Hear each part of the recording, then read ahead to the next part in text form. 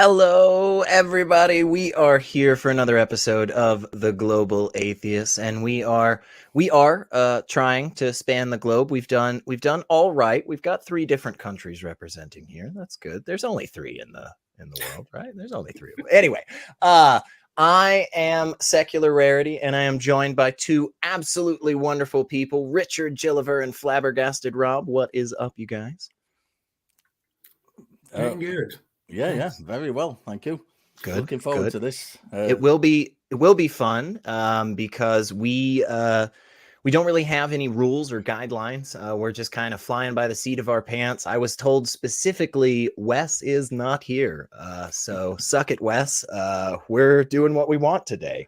But what we want today is, Richard and I have come across a lot of these like pre-sub arguments, these conversations where we kind of start to go down this route where we talk about science a little, and it tends to be correct me if I'm wrong here, Richard, but it tends to end up being like somebody like you and I who appreciate science and really enjoy hearing about all the scientific discoveries, but are ourselves not scientists.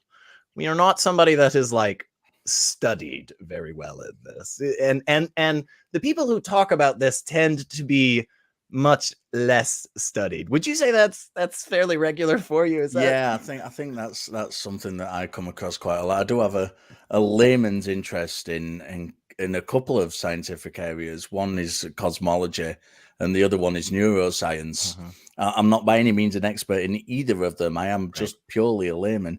But some of the kind of ghastly mistakes that I come across when theists are making arguments is even from my limited knowledge is embarrassing. I think that's a fair word to use about it. And yeah, I think, if you're going to make these arguments, at least, if you're going to go into the public sphere and make a definitive statement about these things, at least make sure that you know what you're talking about beforehand. Yeah. And if you don't, and if you're not confident, don't do it.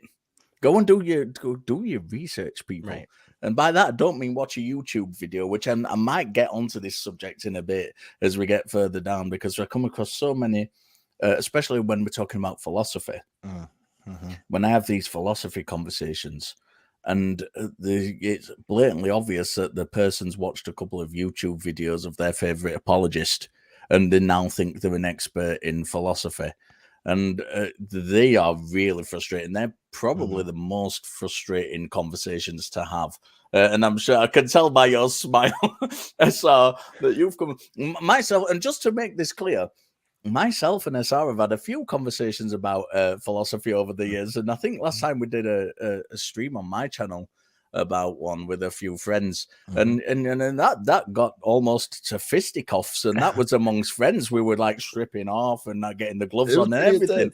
It was great fun. So yeah, I'm looking forward to this. It's this is something that I think, when engaged honestly, it can be really fun. It can be like a cool discussion like that, where you're really bouncing off these, totally wacky ideas. You're bouncing them off each other, and you're trying to really figure things out. But unfortunately, I feel like, again, not only are the people I often talk to in this subject less knowledgeable than myself, which is already not very knowledgeable, but they also do not tend to come across as honest. But that's okay. And here's why it's okay, folks, because Richard and I decided to scour the globe for somebody that could actually help us in this field. And that's why we've got Flabbergasted Rob, because you actually do have some science-y training. I'm pretty sure that's the technical term. Give us a little bit about what that background is and what you do. And then I'm sure Richard and I have some, questions or examples from times we've had these. I can already think of one. But I don't want to jump to it. So tell us a little bit about yourself, Rob. Yeah, sure. It's not particularly fancy, but I got a master's degree in biomedicinal chemistry, I think would be the English word for it. So, Nice. like biochemistry, cell biology, genetics, that kind of stuff. So I did 4 years at university for that. I've been working as a teacher in, like, we don't have the exact same grade Mm-hmm. in Sweden, but like high school, college level, math and natural sciences. Good. I've been working with that for like 20 years soon. Awesome. And I think that's that background really is important, because you have both sides of it. You have both the, you being involved in doing it and learning yourself, and then teaching it to people. And that's where I really do find a lot of problems, is because when somebody learns something for themselves, that's very different from being able to communicate that concept to others. Yeah. And so, sometimes we can come across something and be like, oh, snap, I get that. And that's so cool. And then not really present it right, and struggle to understand why people are pushing back on us in those instances. Again, that tends to be coming from a more honest interlocutor. And I'm not so positive that all of the people we have engaged in are exactly fitting that bill. But here's what we're going to try and do. We're going to try, at the very least, on some of this, to really take it from that perspective, really come at it from the perspective of like, hey, man, I seriously, I read this thing and it sounded really good, and I'm just not sure I'm presenting it right, So, like, for instance, I've heard some people say, well, SR, here's the problem with your science. All of your science is based on this ideology that there just can't be anything supernatural at all. And I say, well, I don't know that's exactly the case, but let's take it from that perspective, Rob. I'm a student. I am here to learn. I say, look, I think it's so great. You got the test tubes and the beakers and whatnot, but look, I'm telling you, the problem is, from the beginning, you put on glasses that say supernatural can't exist.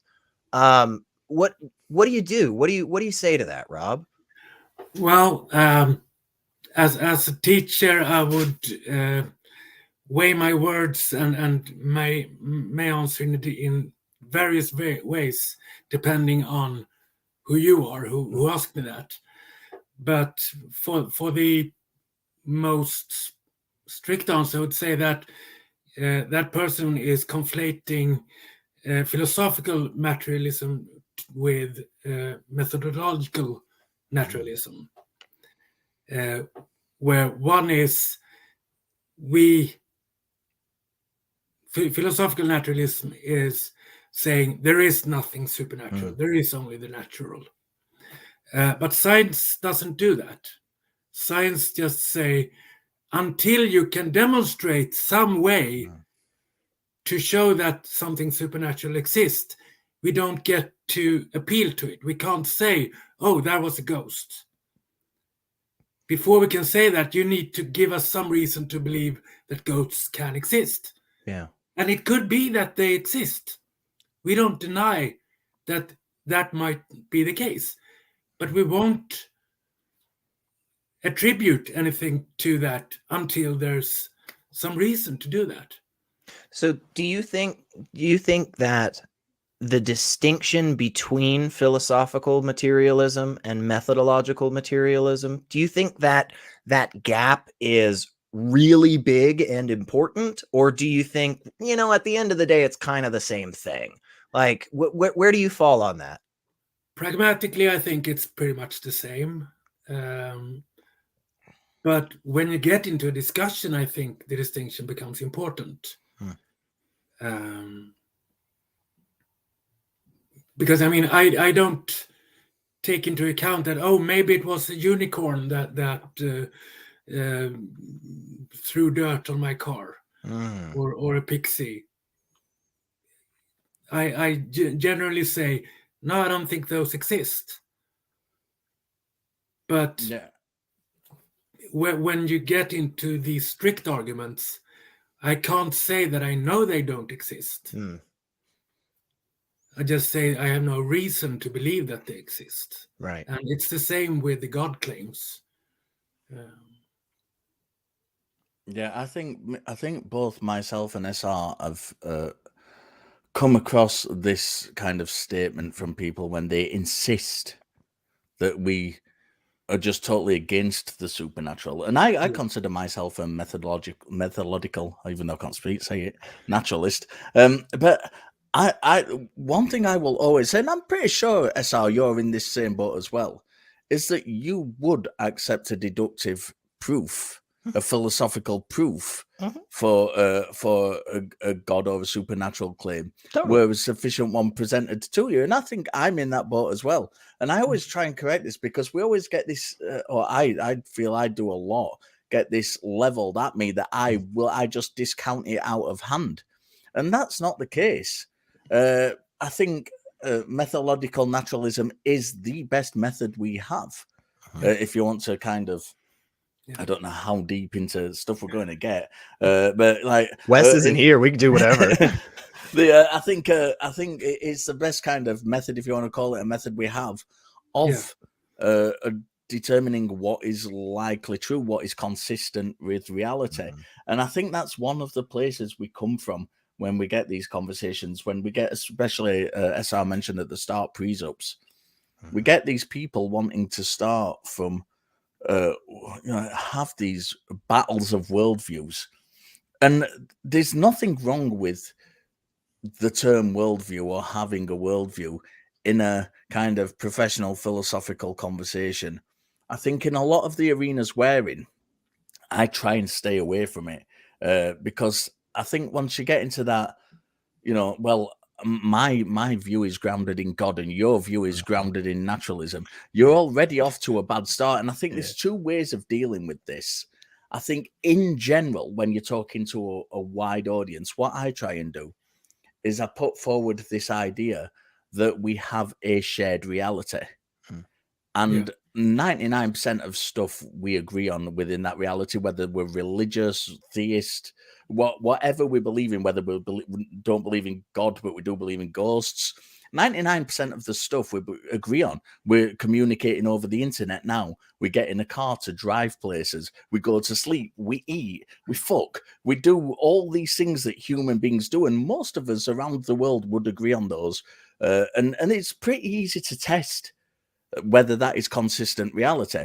If I was the only human being alive and I didn't have these spectacles on, I would think that my eyesight was perfect because I had nothing to measure it against. Right. Because I have the rest of reality, I know that it's not. We can measure precisely how off my eyesight is from 20/20 vision.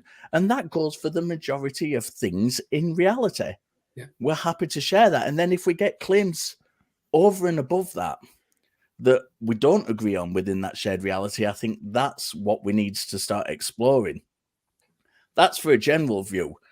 From a specific view, when you're talking specifically to a presuppositionalist who wants to start with the conclusion that God is there, it is the grounding of the beings, I think we need to take a different approach.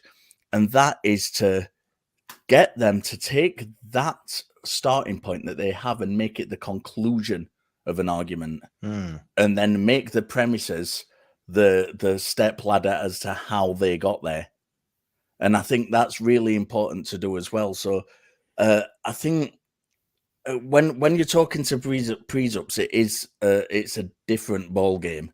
So when you're just having a general conversation about philosophy, because from my experience, and I don't want to kind of speak for all of them, but from my experience, the majority of them do come across as dishonest.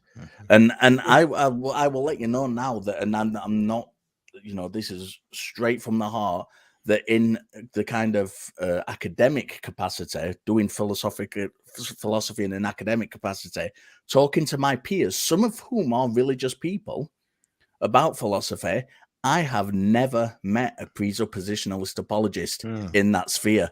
Interesting. Never. All the presups from, in my experience, that I have spoken to have all been non kind of professional, if you like, non-academic people who like I said earlier, are YouTube philosophers. Right.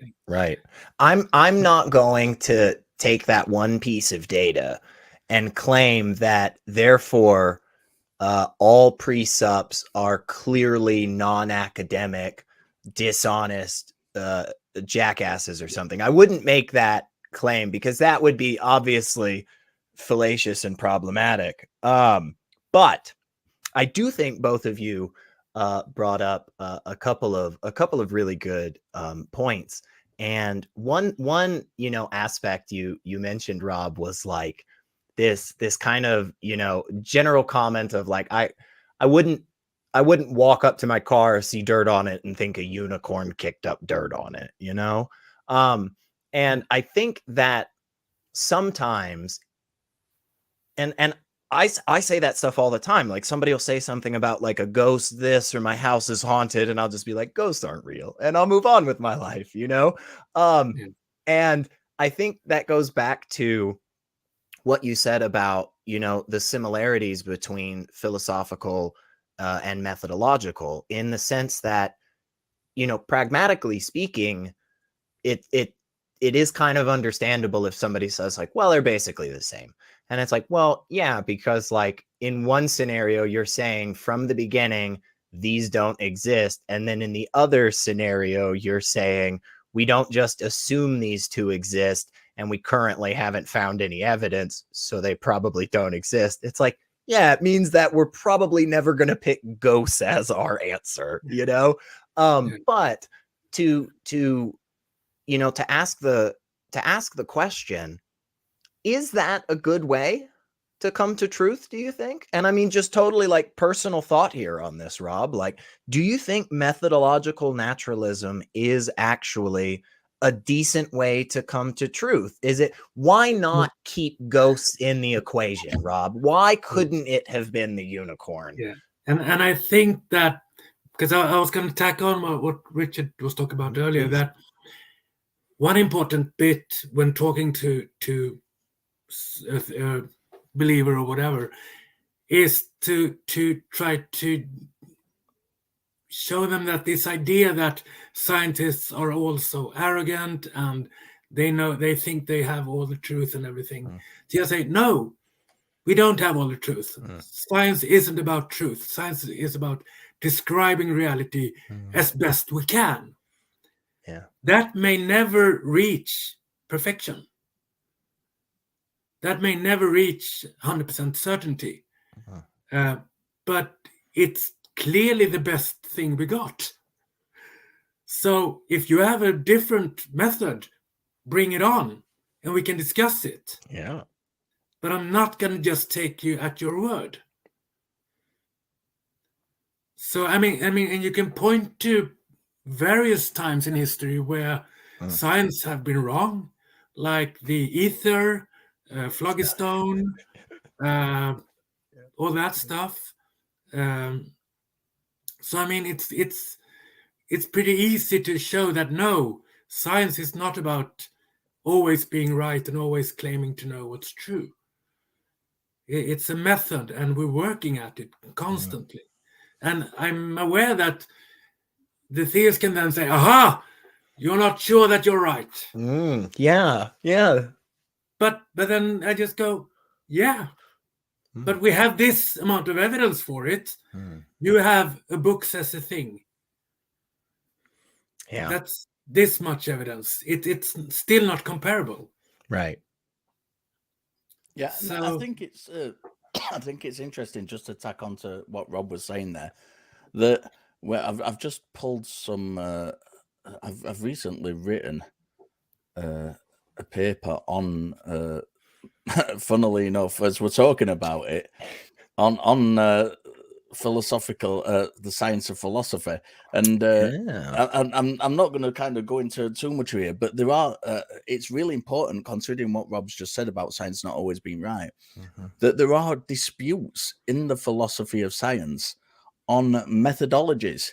It's not just the case that science has one way of looking at things and that's it. And if we go back to the kind of the father, if you like, of philosophical science, Karl Popper, who kind of came up with this. He considered anything that wasn't falsifiable pseudoscience.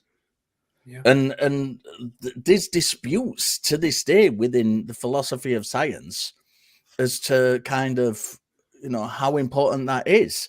There's a couple of papers that I'm just gonna read from the reference list from this paper I wrote the other day. There's a paper by Oreske that's called "If You Say Science Is Right, You're Wrong," which was published in Scientific American. And Rachmeyer and Errington wrote a paper called "How Failure to Falsify in High Volume Science Contributes to the Replication Crisis," which was published in eLife. And these are stuff like this is very important to know, because when you're talking to a lot of these theists, you kind of get the impression that science is just one juggernaut, one thing. But it's not. Within science and within the philosophy of science, there's so many different arguments going off about different methodologies, whether falsifiability is a be-all and end-all, whether, the hard sciences are legitimate sciences and the soft sciences aren't. And as an academic soft scientist, I want to say no, the soft sciences are fine, but by the same token, I would say that it's very, very important to have falsifiability. You made me start thinking about something, and I didn't know that this is where we were gonna go, to be honest. This wasn't. I had another question kind of teed up, but I'm just gonna throw that one away, because this, honestly, you just made me think about this, and I have this question for both of you. Where does linguistics fall? Is linguistics a soft science or a hard science? Because that was kind of the big deal about linguistics, was it was like, hey, no, actually, this is the first really rigorous methodology for studying language, and we can make predictions based on that, and it is testable, it is falsified. Where does linguistics fall? Is it a soft science? Is it a hard science? I'm not neither a linguist nor a philologist, yeah, so I don't either. know. But I think on that note, I'll just make a quick point, and then I'm going to let Rob, who can clearly speak more languages than I can, so we'll probably have more insight onto this. This too. That's one more than me. I think, although I do like to think I can speak more than that, but I can probably order dinner, and that's about it. Not bad. I think this comes up. This very point comes up a lot in the sphere that we're in, and that is that this argument around the term atheist. Mm-hmm. And, this is something that we hear all the time. And I'm not going to go into it here because, quite frankly, it bores me to death. Mm-hmm. But it's a very important point that SR has just made. That about, how rigorous is it? Because if you just take that one term, there are different usages. There are different, whether you're talking about it from a philosophical standpoint, whether you're talking about it from a common usage standpoint. Are they all legitimate? Are some better than others? Do you need to use a certain one in a certain context? I'm not sure. Like I say, I'm not a linguist. My own feeling on it is that if you feel it applies to you and you can explain it to a reasonable degree where everyone can understand your kind of usage of it, I think that's fine. But maybe I'm completely wrong. I'm going to pass it on over to Rob, who I assume will be far better informed on this subject than I am. Not really, but I do have what I guess is a bit of a cop-out. I'm going to say that we are way too keen to try and categorize things. and put things into boxes. Sure. I'm not sure we even should, that it's necessary to ask, is X science or not science? Because science itself is a kind of fluid term. It has changed over history. Like you said, Richard, we still don't agree on what counts as science as not. So we don't even have a good definition to start with. There are multiple views on it. So well, I'm super glad you said that, Rob, because I don't think that was a cop-out answer at all. I think that was a great freaking answer, because it leads me to ask you this question. So again, I'm putting on my religious, caller hat. So well, Rob, it sounds like what you're saying is that, like, gosh, science just can't even agree with itself. I mean, how do you then say science is this thing that's going to answer all of these questions that I have? I mean, if science can't agree with itself, it's changed so much over the time. Like you said, there's all these places they got it super wrong. That kind of feels like it puts it on some bad footing. I mean, why do you still trust science, Rob? Because it's still the best thing we got. That's a pretty good answer. That's a pretty good answer. Exactly. Yeah. We definitely can't be sure that we will find out a particular thing. We can't know that. Right.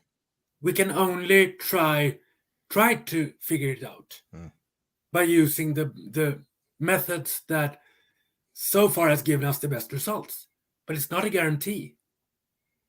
But it's just demonstrably the best method we do have. So why use something that we know is worse? Yeah, agreed. Yeah, I agree. And I think it's interesting. And when I was talking about this shared reality earlier, and I was listing these list of things off, I think we can agree. I think everyone would agree that the sciences have contributed to the internet, to cars, using cars as travel, to the jobs we do at work. Our shared reality relies heavily on the sciences and the achievements and their ability to demonstrate that they are in fact in line with what reality appears to be. I think you've both said this word a bunch, and I often find myself saying this word a bunch, especially when we're talking, about the philosophy of science, about, is science reliable, all of this, but demonstrate. That seems to me to be one of the most crucial aspects of engaging in this scientific method, right? Exactly what you said earlier, Rob, like, I'm not just going to take your word for it. I think it's obvious to all of us when we take just a few seconds to think about why that would be a bad thing to utilize to get to correct answers, right?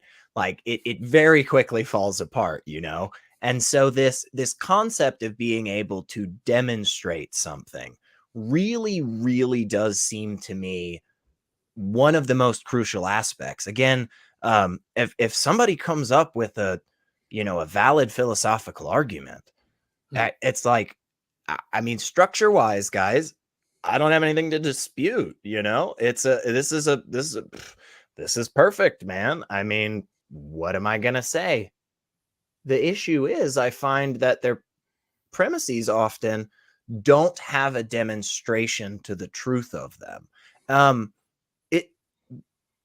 How do you demonstrate stuff, Rob? I mean, I'm trying to just be basic here. What is one of those things? I mean, we talked about Karl Popper, about, like, falsifiability and stuff. I mean, what is that? What does it mean to be able to falsify something? What does it mean to be able to demonstrate them? How do you do it? I know that's just a whole bunch of shit all at once, but I've got free reign, I was told. So Yeah, sure. So falsification, it's about that your claim, that there must be some way to show that your claim is false. Either in practicality or even in principle. So, because otherwise, the reason for it is because if it's not falsifiable, you can just say, "Oh no, but the real answer is just behind that." Say, so yeah, sure. God didn't actually come down in form of Jesus, but God is still there. You can still just make up things that becomes an explanation, but it really isn't. But it is used as an explanation by the believers. So falsibility is important for that. And like Richard said, there is a discussion whether falsification should be a main criteria for science. I know this Paul, I'm not sure about the pronunciation, but Paul Feyerabend, perhaps, who has a anything goes attitude, says that no, let's not have any falsification criteria. Just bring everything in. I had a dream about it, so therefore it's true, or I had a vision about it. Interesting. So therefore it's true, and he's rightly got a lot of criticism for that. It seems to me you would have too many variables. It seems to me you would just have too many potential, question marks that could never really. Yeah, because you can always imagine an answer. Right. But if you have no way to show whether that answer is right or wrong, it's pointless. So, for example, just to tie back to, I'm in a evolution versus creationism group on Facebook. Yeah, please. And to talk about evolution, a common phrase is what would falsify evolution? Like a rabbit in the Precambrian fossil layer, for instance. Yeah.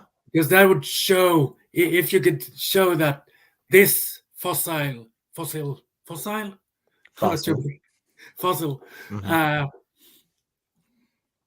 just lies in a completely wrong place, and there's no accounting of it getting there by any other means than natural, then that would topple most of what we know about evolution. Yeah, definitely. Not all of it, but some of it. And that's another important point with creationists, that they often make the claim that, well, if we have A, B, C, D, E, F, G, and D turned out to be false, then that destroys everything. And no, that's not true. But that's a slightly different discussion. So we can maybe get back to that later. Yeah, Richard, did you have something you wanted to throw in? Oh man, I've been listening with interest to both of you for the past 5 minutes, and I've got so much to say. So I'm going to try and work backwards. Paul, and I also don't know how to pronounce his surname, so I'm going to do my best. Feyerabend. Yeah, that's why I didn't. That's why I didn't try to correct you or anything. I was like, "Yep, I've seen it spelled. Don't know." He's really an interesting character to me because he is presented several examples from history where is shown where science has been advanced and not been falsified, and it kind of uses this. Or this is used in some cases as an objection to Popper. Popper's saying falsifications is the demarcation point between science and pseudoscience. But I don't actually think that it is an objection. I think it actually backs up Popper's point. Because what Popper says is that science often errs and pseudoscience may happen to stumble on the truth. He acknowledges this. And what Firebrand seems to be doing is saying, well, you know, you don't need falsification because you can find the truth without falsification.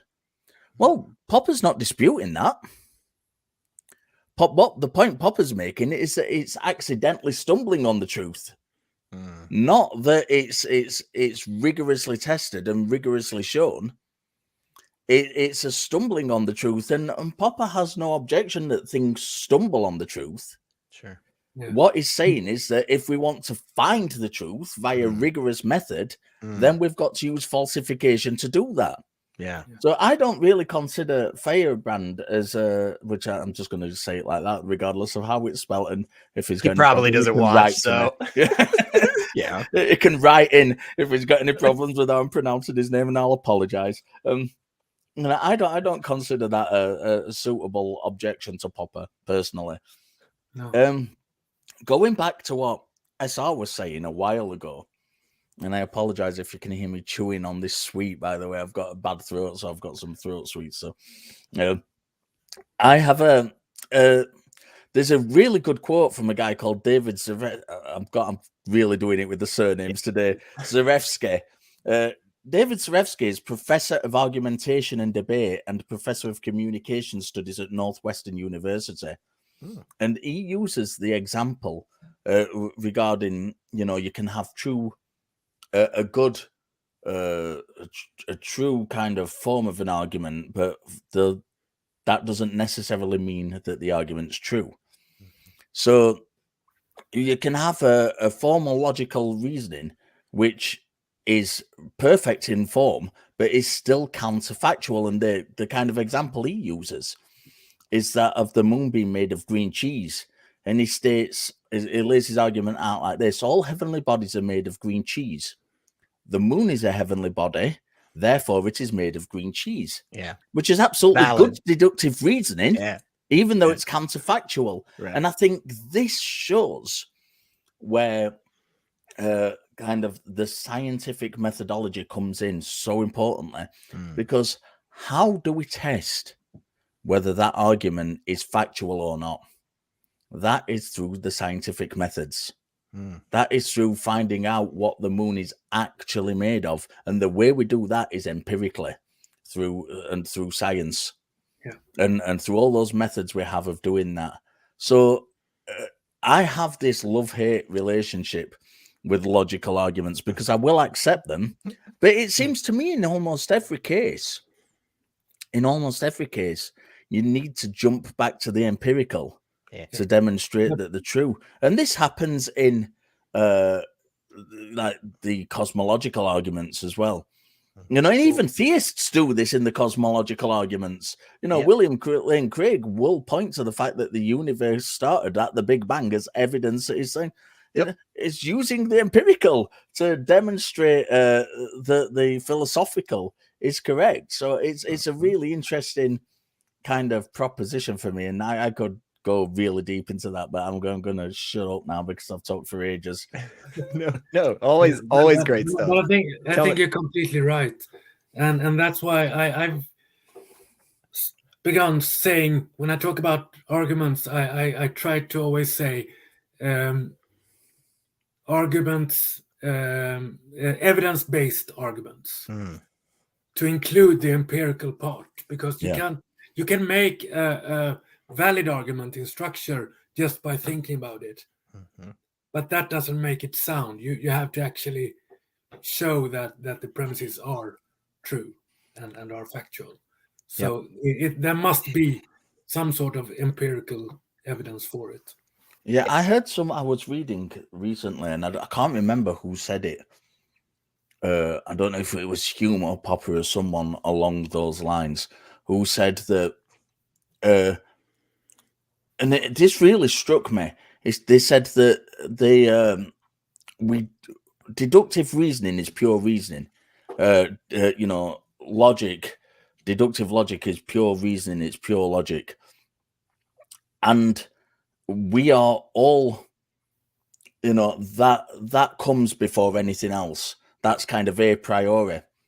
However, they added on that we don't automatically understand this, or it was inferred that we don't automatically understand this. It's only when we've learned it, when we've gone past the stage of being babies and actually learned that this is the case, that we take this to be the case. And this really stuck with me, because if it is so pure, if it's so ingrained within us, then why do we have to learn it? And that was something I'm still milling that over in my. It's not something I've got a conclusion on, but it's something that really stuck out to me. And this was someone who was arguing for pure logic. Sure. But that statement kind of led me down the path of saying, well, isn't that an argument against it? So did I get you right that the person said that all people have some sort of innate understanding of logical arguments? There is an innate. That's pretty much demonstrably false. We see that every day on YouTube. No. I think there's an aspect, and please, I mean, tell me if I'm wrong, but I think there's an aspect to what was being said, like there's this argument that comes up in this space for sure, where it's like, well, you don't have a foundation for logic. You don't have an absolute grounding for the instantiation of ultimate whatever, blah. Yeah. And I think, oftentimes what is said back is like this, well, yeah, logic is just that one thing that just seems to be permeating everything, and we don't really have this way to like talk about it not working unless we accept it as working. And in part, I think one of the reasons why it's so seemingly, base for so many of us, at least the most basic understandings, right? The understanding of identity, that A is A and not fucking anything else, right? We experience that all the time, right? Like I go and I put a water bottle in the fridge and it gets cold. And then I turn around and there's already another water bottle. And it's not cold, and it doesn't have the same amount of water, because this bottle of water is not the same as the other bottle of water, And so we do have these experiences with the laws of logic, the foundations of what will eventually give us the philosophical understandings that give us all of this awesome science and stuff around us. And further, we'll get even more demonstrations, It's like every single time we talk to each other on one of these shows, it's like the fact that we can communicate in real time is demonstrating regularly that A must be A, and A cannot be not A. And like, there's no way in between, because of the fact that was the understanding that led us to the point of figuring out what electrons were to begin with, which ultimately led us to the revolution of electronics that we've all been so wonderfully living in for our lives. And like, yeah, it's baffling to me that we can go 12 steps down and then somebody goes, oh wait, now I've got a problem with the beginning. And it's like, but you have to accept that to get to 12 steps down to the part where you have a problem with it, Yeah, please. It looks like you got something to say on that, Richard. I've always got. Well, that's true. I know. Honestly, I don't know why I even qualified it like that. Yeah, I don't know why I said that. First of all, I want to kind of throw something at you, because I have spoken to my peers, and we've never got to the bottom of this. And I want your kind of opinion on this, and then I'm going to kind of jump onto the response to what you've just said. Do you think that God and Jesus, or the Trinity, do you think that God being fully God and Jesus being fully man, and yet fully God at the same time, breaks the law of identity? Okay, so yeah, this is a really, really tough one, and it's gonna take us down this crazy rabbit trail. And I'm not gonna take the bait entirely, Richard. But what I am gonna do is say this: this is where I really do love the semantic stuff, where we really try to hash out the differences, like where do faith and trust overlap, and where are those two concepts in terms of words completely different, you know? And I think oftentimes when you have a handle of how words are used in a language that's not your native tongue, it helps with that distinction sometimes, because you have to know the other words in the other language. And so your brain has to conceptualize things in a little bit more of a fluid kind of environment, where it will say like, yeah, this is kind of where faith starts and trust stops, or vice versa, you know? So I think in that question about whether or not it breaks the law of identity and so forth, it depends on exactly what you mean by some of the terms, right? That God is God and Jesus is also God, but you know, like it depends on exactly what you mean by some of those terms. And I've heard a couple of people really break it down well, where basically it's kind of one of two paths. One path where you ultimately are accepting, you know, the distinctions between the individuals in the Trinity, and ultimately you are kind of saying it's three divine beings of equal power, which would kind of be three gods. And then the other way, where it does kind of break the laws of logic. So yeah, it's kind of like the Euthyphro dilemma, I feel like, where it's like, man, either route you take, you're kind of screwed, you know, which may or may not, again, I'm not saying 100%, but might be a good indication that it's not real. That's just my thoughts. What were you going to shout back to what I said earlier? Yeah.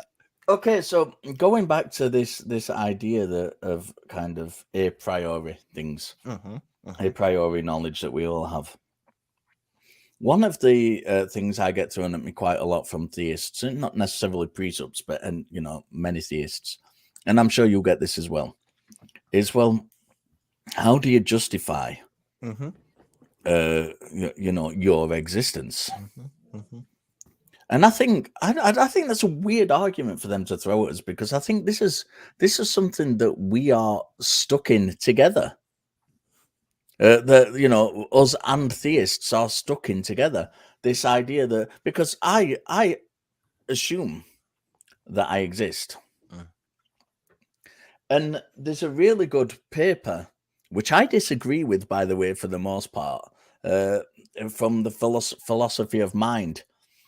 And I'm just going to read you a small bit about this out of this in a second. But I think that we all assume we exist. We all have, none of us kind of hold to this hard solipsism idea that we are just minds.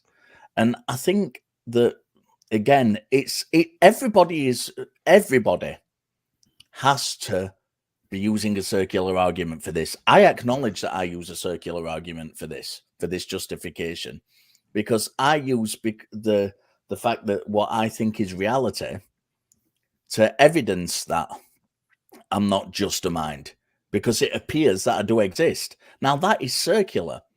However, coming on to this philosophy of mind paper, this is by, let me just find out the authors of this really quickly. This is by Andy Clark and David Chalmers, and was published in Analysis. And it's called The Extended Mind, the article. And it's about this this idea that rather than us either having dualism or just kind of this idea that the mind comes from the brain, physicalism, rather than having this, is a third option, and that is that we have, our mind extends beyond the body. It's based within the body, but it extends beyond the body, and it incorporates things like, for example, if we're using a calculator, and there's some really neat tests in this paper to try and demonstrate the point. But if we're using an example, a calculator, for example, to help us with math, our mind is extended beyond to kind of do that sum, to use this external device. Now, I don't buy this argument. However, but there's a really good part in this paper where it talks about how we've evolved and how during our evolutions we've learned to use external tools like a calculator or whatever it might be in our everyday life, and we do this all the time. And I think this actually evidences, outside of that circular argument, that we are not just a mind.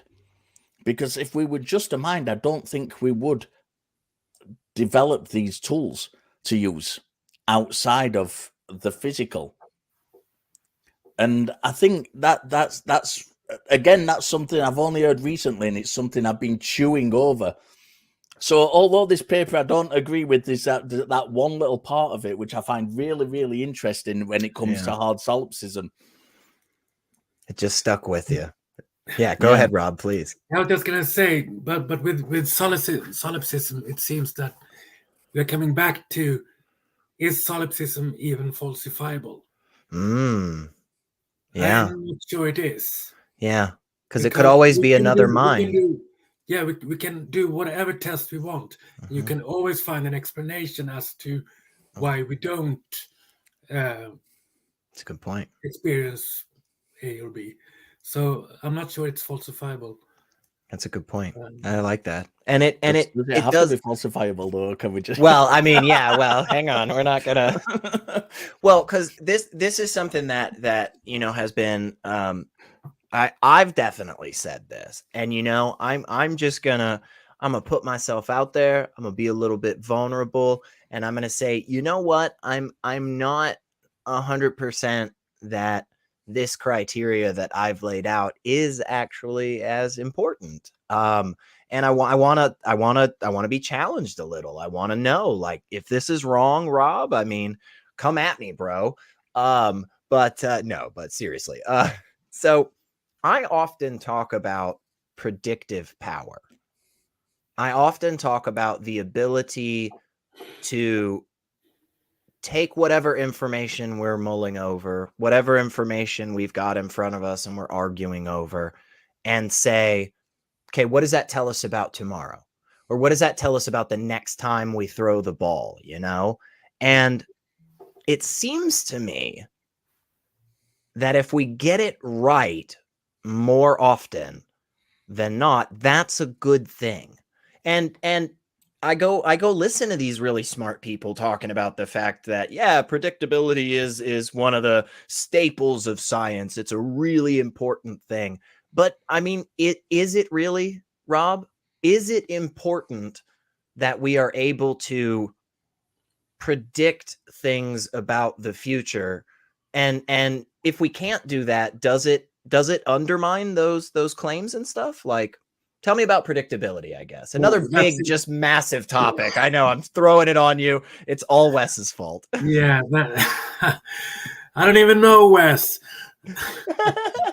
That's a good question. I'm not sure I can answer it in a good way, but the predictability definitely lends credence and reliability.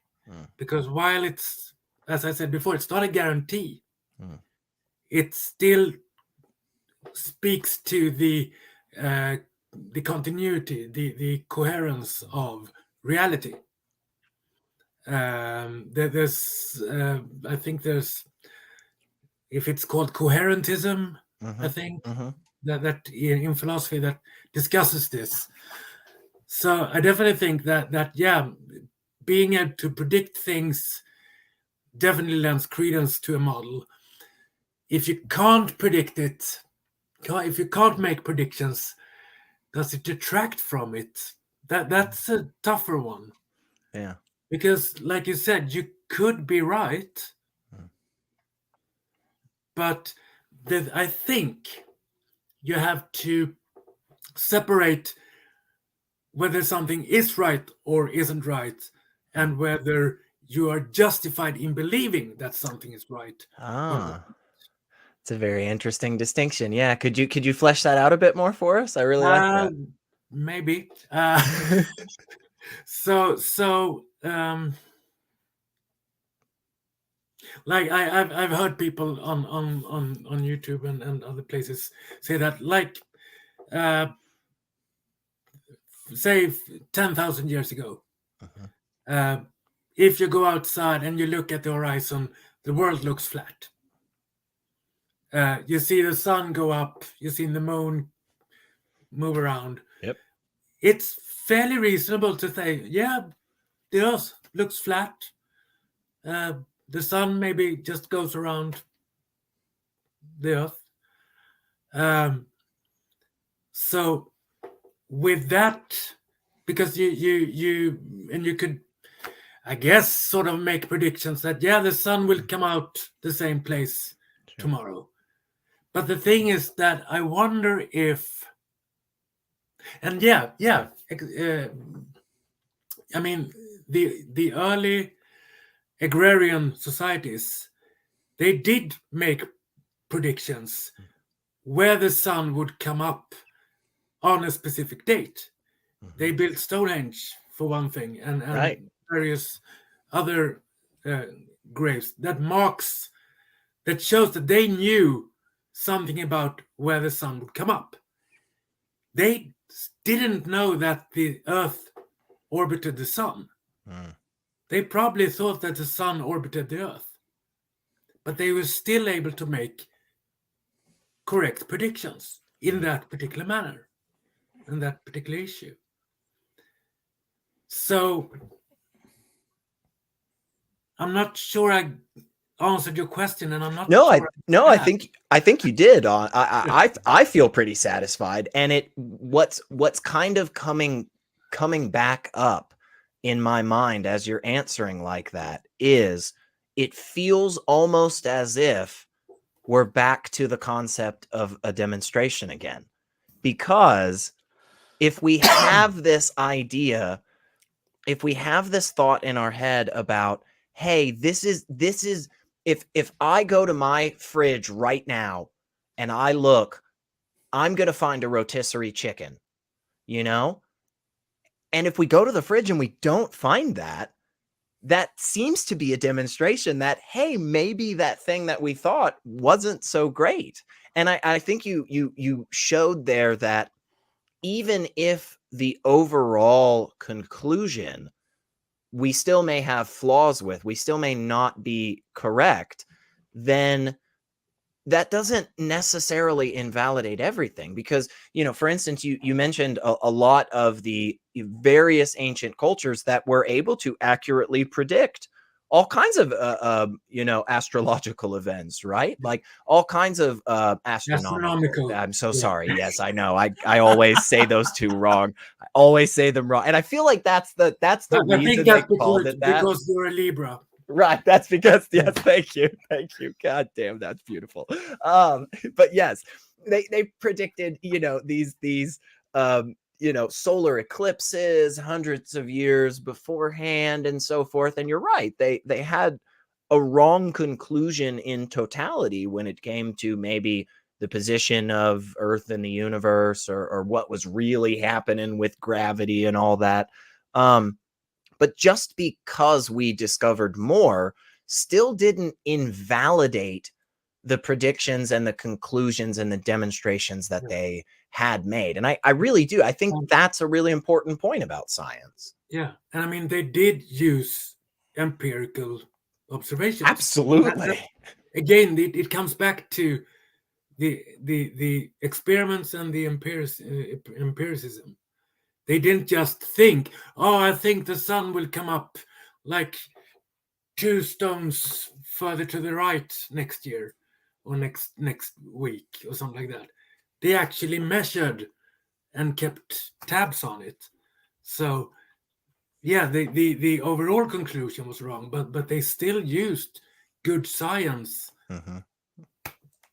Well, and I think that was exactly fair Ben's point against Popper, and what Popper himself kind of rallied against is in that inductive inference, which was at the time Popper was kind of coming into his own, was accepted, like the mainstream accepted scientific kind of methodology at the time, can lead you to kind of conclude something is right for bad reasons. And, you can accidentally stumble if you like, on the right answer.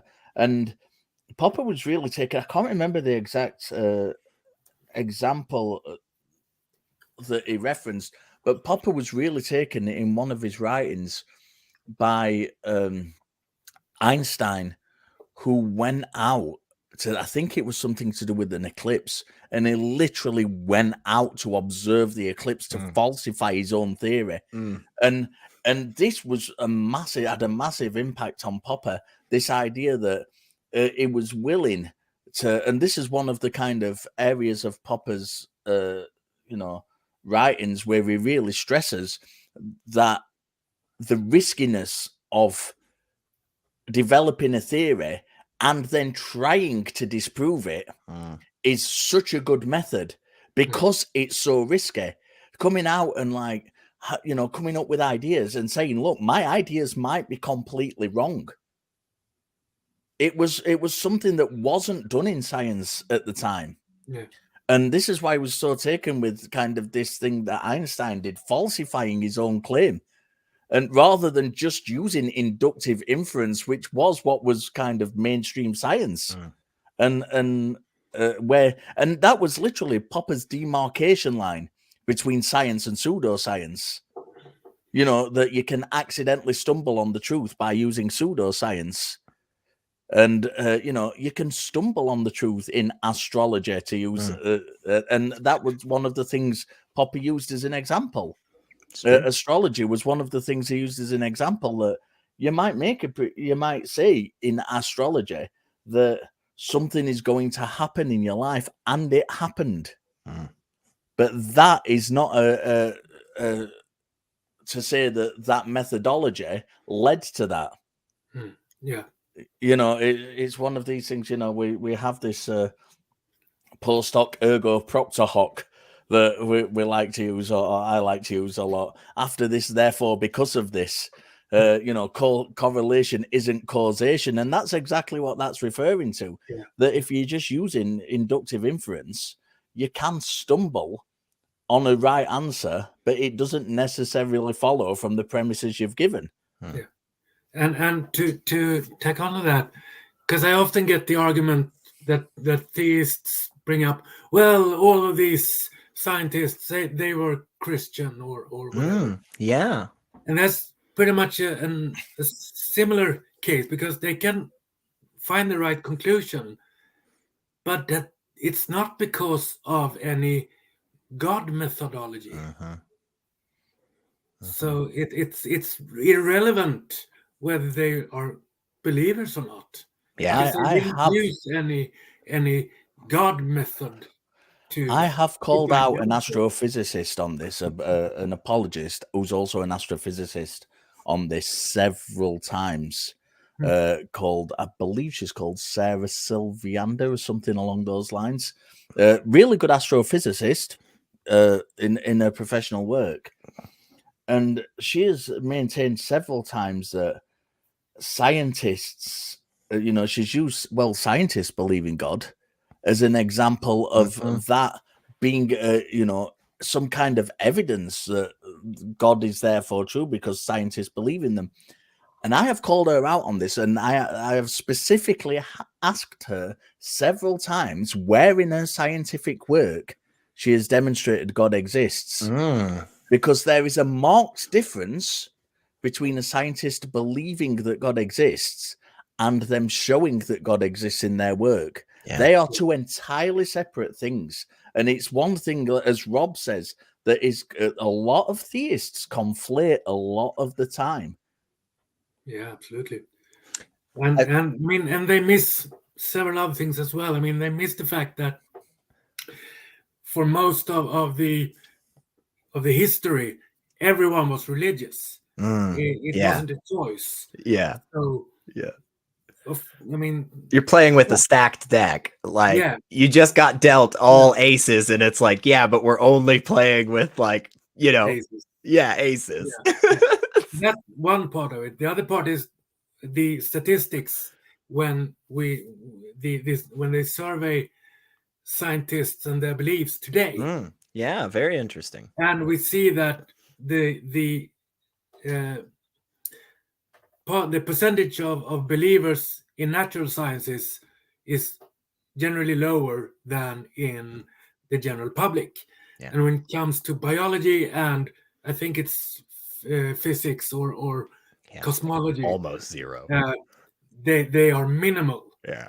It's like just a single % or something like that, if even that. Yeah, it's a very interesting correlation. It's very clear that to the people who studies these things in depth, they are seldom religious. Sure, they are religious scientists, but those things are not connected. Right. And I think that again, you guys bringing up great points. And we've hit on a bunch today, actually, which is awesome. Like, I just brought one question and you guys both, just hit like 4 or 5 in a row, which was beautiful. Because I think we're knocking them down pretty well personally. And if you think that too, by the way, you should like the stream already, because I haven't said that at all. And I am contractually obligated to do that every time I'm on Skeptic Haven. So do it, like the stream. We're going to sit here in silence staring at you until you do it. No, I'm kidding. But the discussion about all of these people, the all of the foundations of science were religious and so on and so forth, and somehow specifically Christian, Protestant Christians. It's weird that that's all of the people who made massive advances, and then you go, oh no, wait a second, weren't there a lot of really important scientific discoveries made in like ancient China or like the Islamic Empire after they had conquered a bunch of places and like made things peaceful? The same thing with the Chinese Empire, right? The same thing with the Roman Catholic Church, right? Like this is what happened, is a powerful entity got control and was able to maintain stability, right? And that gave people the opportunity to go out, think about stuff, and then test it.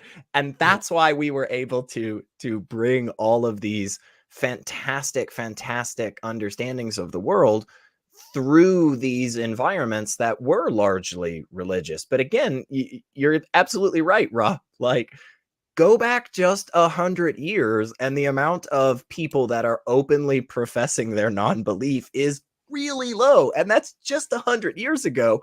Imagine it 500 years ago, right?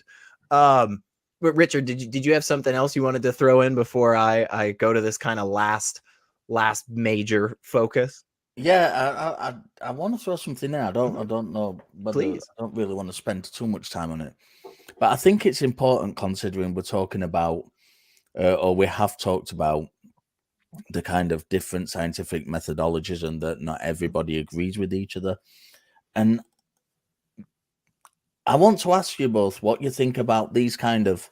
I think they tend mainly to be biologists who are creationists who go out and get these qualifications in biology, and legitimate qualifications, and publish their papers in legitimate science papers when they can, because they don't always have to, they can't always, and that's why they have their own publications to publish their work in a lot of the time. But they do get into some mainstream papers, and there's people like that. And then on the other side of the same coin, there's people who have legitimate papers published in medical papers, talking about things like the blood on the Turin shroud being authentically from Jesus and things which are. And they cite things like the Bible, and this is published in legitimate medical journals. What do you think about that kind of side of science, where we've got these legitimate journals, although maybe not as strict as we'd like them to be, but they are legitimate journals, and they are publishing this kind of stuff, and there's people out there willing to go and get degrees just so they can try and push their ideologies. Rob, do you want to go first? Yeah, sure. Yeah, that's tricky. I mean, one. I wish that there was more strictness to how the journals publish their papers, because it doesn't really matter who the person is, whether they have a degree or not, whether they are believers or not. It is the content that should matter. What evidence are they presenting? Are they using a reliable, solid methodology? Never mind what the study is or what the conclusion is. This should be for everything. So it seems that has failed somewhat. I like to believe that this still is just a small minority of all the papers and all the journals. And people are, we're all humans. There sometimes things get published anyways. Yeah. So I think I'm gonna take. I'm glad you went first, Rob, because you took a little bit softer of a stance than I'm gonna take, and I think that's good to show the contrast, because I think in part some of these, not all of them for sure, but I do think there is a good group of individuals in that category that you were just describing, Richard, that are showing their dishonesty when they do stuff like that. And I, in part, kind of appreciate it a little, and that's a weird word to use there, but the reason I use that term is because it's kind of like it's kind of like that person at the party that's like, hey guys, I'm just an absolute asshole. Like, I will not be fun to talk to. It's like, oh, cool. Not going to hang out with that guy. You know, that's nice. When I see some of these people, and I'll bring up just a handful, you know, like James Torr, Anthony Flew, or Stephen Meyer, all folks that are kind of in that like intelligent design, creationism, young earth stuff, all in that vein.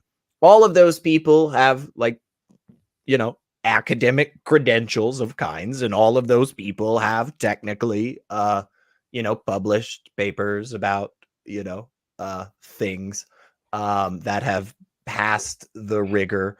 But also, when you go look into what their actual field of study is, it is oftentimes adjacent to the fields of study that are adjacent to the field of study that they're talking about, right? And so it's like, oh, so you're like 3 degrees of separation away from this anyway, you know? So it's not really your expertise, right? But again, it just feels like, to me, a lot of times that's where I really do feel comfortable leveling that claim of outright dishonesty. They know what they're doing. They know that the information that they are presenting in other spaces does not meet the rigor to be published in, you know, reliable academic journals. And I think that's one reason why we've seen a lot of pay to play academic journals, right? You just send me $150 and we'll publish your shit. Because people have recognized that there are people that want to do that and they don't necessarily care in certain instances. And again, I feel like all of that is just good ammunition in the belt for, hey, maybe this person isn't just asking questions so much as they pretend to be. Maybe they're not, you know, curious and forthright as they claim to be. So again, definitely not everybody in that space. And I do hope, you know, with this discussion tonight, that we haven't just focused on, you know, the blatantly dishonest or coming from that. I do hope that we have tackled a lot of this stuff from the perspective of like, no, for real, this is a good question. And what do we do with this? You know, like, I'm honestly interested. But again, yeah, I see a good handful of those people. Like Kent Hoven's not He's definitely not actual academic, right? But I think the reason that he went out to that, BS online institute and whatever is specifically because he knows that it will lend him credibility to his audience because of that argument from authority, right? So yeah, I think it shows the dishonesty sometimes, and other times I think it's showing the lack of true understanding about how we come to conclusions properly, So yeah, that's definitely not everyone, but I do think with the handful of people I specifically called out, I do think it applies. But yeah, please go ahead. Yeah, I was just thinking, I think that's one thing that I've come across is the argument from authority thing.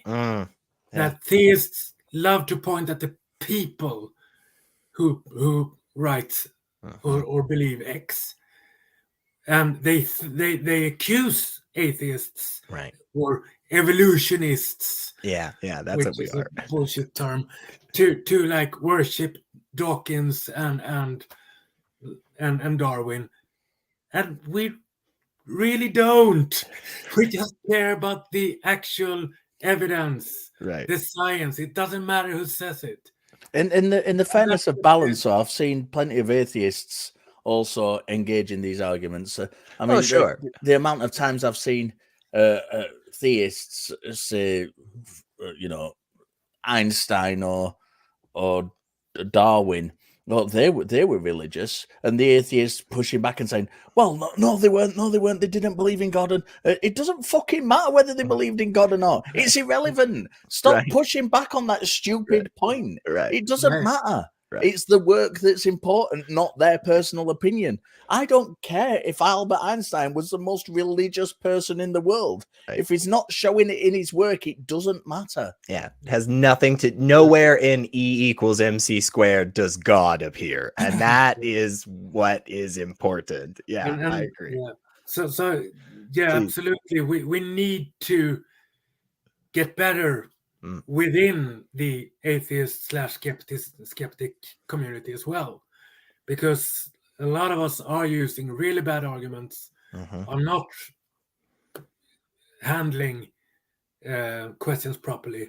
So it's.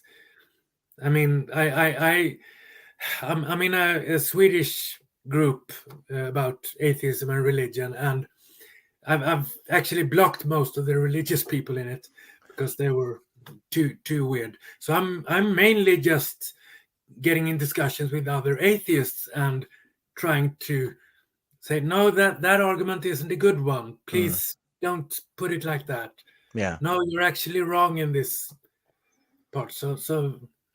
Well, and I don't know if you're reading my mind, or maybe this is just the Holy Spirit guiding us, but that does kind of take me, into kind of the last, little bit here for our discussion. Because I hear a lot of religious folks say something along the lines of like, well, science really can't disprove God, and I hear some atheist folks, some non-religious folk say stuff like, well, this thing about science disproves God. And I guess like, who's right? Are either of them right? Are they both fucking wrong? Do we as atheists need to get better arguments? Is this just the theists not understanding science? Like, again, I know just massive topic thrusting on you here, but in a few minutes, just explain all of that to us, Rob. Who's wrong there? Can science disprove God? Do scientific things we know currently disprove God? What do we do there? Okay, so I would say that both are right, but you need to put qualifiers on both statements, because science can disprove specific claims. For instance, there was a global flood. We can disprove that claim. We can show, no, there was never a global flood during the time that humans have had civilizations. We can debunk that. We can't, since science can't really address the supernatural thanks to methodological naturalism. We can't debunk there being a God, because the God could just be different than all the claims that we have heard about the God. Yeah. Falsifiability. Yeah. Because a God, just with that phrase, is unfalsifiable because it's not sufficiently defined. So you can debunk and refute certain claims, and of course, if you can refute 99 claims out of 100, yeah, that kind of points to the whole thing being false. But as with the problem of induction, we can't say for certain that means that the God doesn't exist. Only that if it exists, we have no fuck all about it. Because we're clearly wrong about all the claims Right. that has been put forward. I love that. I love the way you said that, man. Yeah, I think that is exactly spot on. Seriously, I don't have a single thing to add. Richard, what do you think? What do you think on that, man? Where do you come down? I'm sure you've heard people say that. Yeah, I want to follow kind of Rob and say I think it depends. It depends on the specific claim that's being made as to whether it can even be tested or not. And I had a conversation recently about prayer, and I'd put to them that we could falsify prayer, and they were like, how can we falsify it? There was a Christian who was putting to me that prayer worked. And I said, well, if we take, for example, there's not prayer on the whole, but if we take the specific claim that prayer cures cancer, then we can falsify that claim by getting 100 people with cancer, not giving them medical treatment, and praying for them. And if some of them aren't cured, this falsifies prayer curing cancer. Now, in a very, very basic, rudimentary way, because I can see Rob. I can see. But I think it does depend exactly on the claim, and you've got to take each claim as it is. You can't, unless you've got a point where the claim is that God is interacting with the natural world or reality or whatever you want to call it. I don't think you can kind of test. You can't test for the supernatural using empirical means. It's just beyond it. Yeah. So I think it all depends on the specific claim. If someone's claiming that a statue's crying the blood of the Virgin Mary, you can test whether that's real blood. Sure. You can test to see if somebody's putting that blood in that statue, because there's always a chance that. And this is another conversation I've had recently. Well, doctors have tested that, and they found it was real blood. Well, what if some of the doctors are in on it and actually putting the real blood in the statue? If they've got invested interest, these are set up controlled tests. Yeah. To see if don't just take the blood and see if that's real blood, because that means nothing. Do a controlled test. Right. Put the statue in isolation in a lab where it's isolated away from anybody tampering with it, and then see if it cries real blood, because I bet you it won't. Yeah. Can I just for funsies? Can I be devil's advocate? Please about the prayer thing? Because generally, of course, I agree with you. Right. But they have put in a failsafe, because they also put in the text that God cannot be tested. You can't put God to the test. Oh, yeah. See. So prayer can cure cancer, but not when you try to prove it. It's like all my toys in my bedroom, they all get up and walk around, but only when I'm not there, like in Toy Story. I see. So there you get back to unfalsifiability.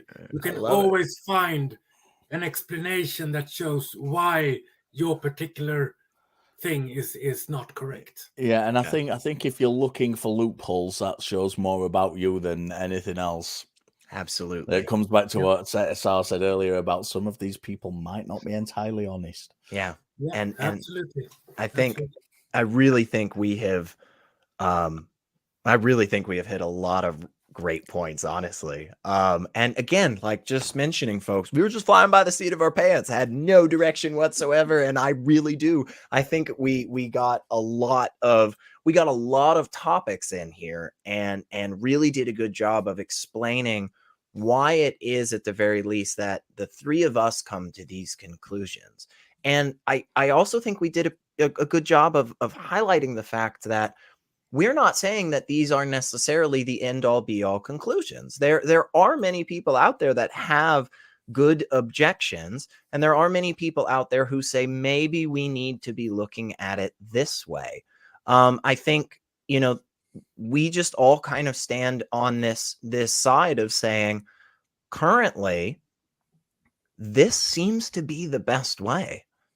And it's not that we're against other methods. It's not that we're against changing our conclusions. It's that we kind of need some way to falsify some of this stuff. We kind of need some ability to predict what comes next. We kind of need some fucking demonstration, We can't just be sitting around thinking about it and putting together these arguments and getting to these conclusions, because it just doesn't always translate to the world around us.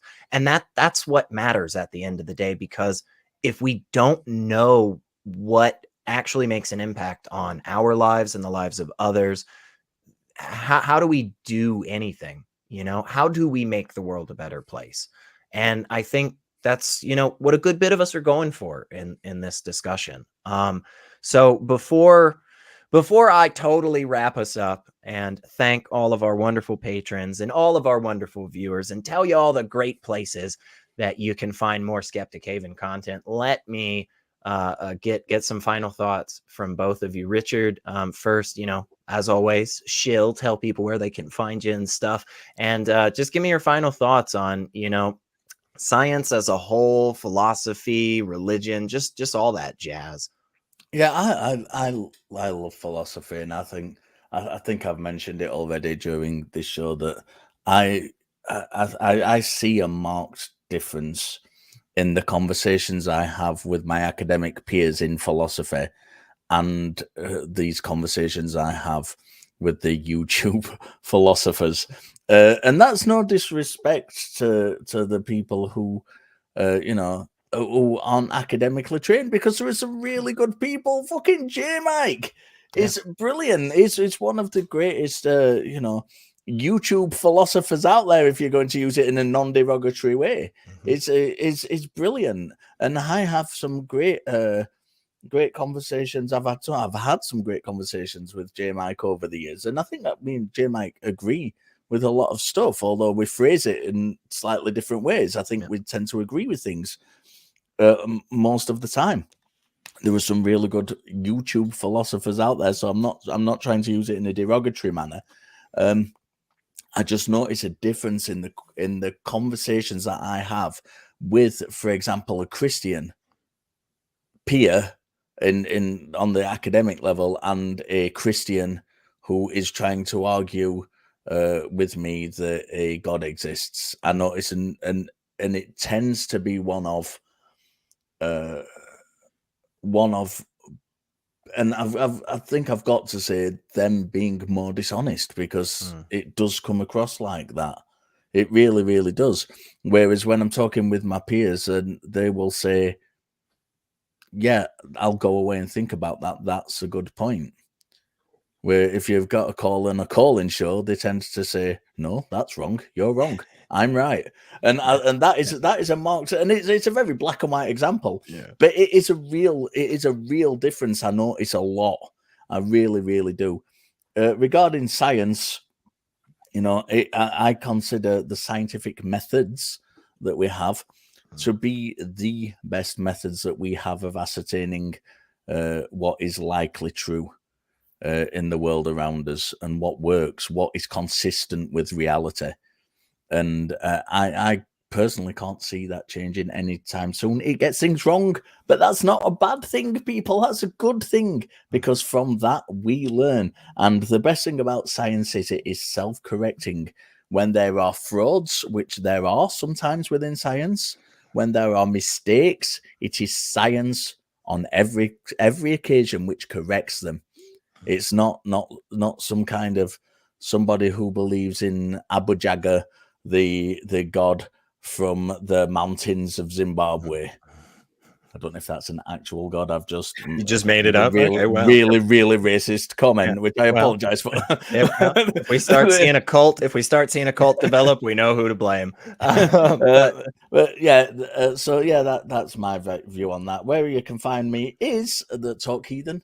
You will find me over on Talk Heathen on the atheist community of Austin, and I'm always there because I produce it. I sometimes host it, but honestly, watch it when the other hosts are on because they're far better than I am. But yeah, go over and watch us on Talk Heathen. That's it. That's me. Heck yeah, man. Always good having you here. And Flabbergasted Rob, same to you, brother. Give us, tell us where people can find you and hear more of your great takes, man. And then just give us your whole kind of wrap up thoughts on science, philosophy, religion, just all of it, man. I know. Just in one sentence. 30 seconds or less. Richard covered it beautifully. So I just want to say I concur. I love it with all that. But yeah, I'm here, I guess, on this channel. I am in the comment sections in some of the discussion groups on Facebook, but I don't have my own channel. Well, I have a channel, but I don't really use it. Right. So maybe in Twitter. The future. Do you have Twitter or Instagram or TikTok, man? You gotta have one. I'm old, man. I just get Facebook.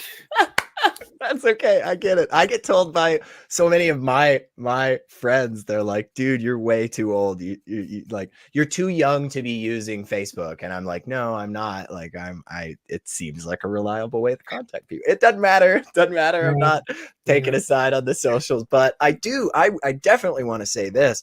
You and I have done a show, here on Skeptic Haven, probably we're probably getting up to a handful now, like 4 or 5. I feel like 3 or 4. Okay. Yeah. I have always really enjoyed hearing your thoughts on stuff, man. You always have such great commentary and you bring out different sides of the conversation that, I wasn't thinking about. And so I truly value you being on, and I hope you'll come back. I hope we can convince Wes and Ascalon and all the other people that need to be cajoled and bribed to bring you back on, man. I mean, good news is I really appreciate that. Yeah, absolutely. I need to get to know who Wes is. Yeah, you do.